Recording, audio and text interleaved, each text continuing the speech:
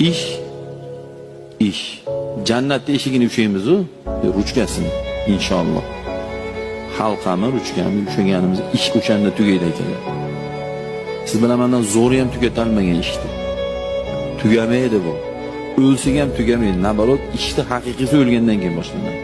Hatto hayotga javob berish kerak, qilgan ishlarga javob berish kerak. U problema qiyin. Ish gap qisqasi jannat eshigi ushalganda endi ish tugaydi. Nima demoqchiman? Ish tugamaydi ekan. Unga borish, to'y, futbol, oshnalar bilan o'tirish, ish, panonim bor, pukunim bor. Ota-ona uyda o'zi yakka o'tiradi, qarigan, 50, 60, 70 yashar. U bizni ikkita nonimizga emas, mehrimizga zor bo'ladi. Mana endi tushunyapsiz-da hozir.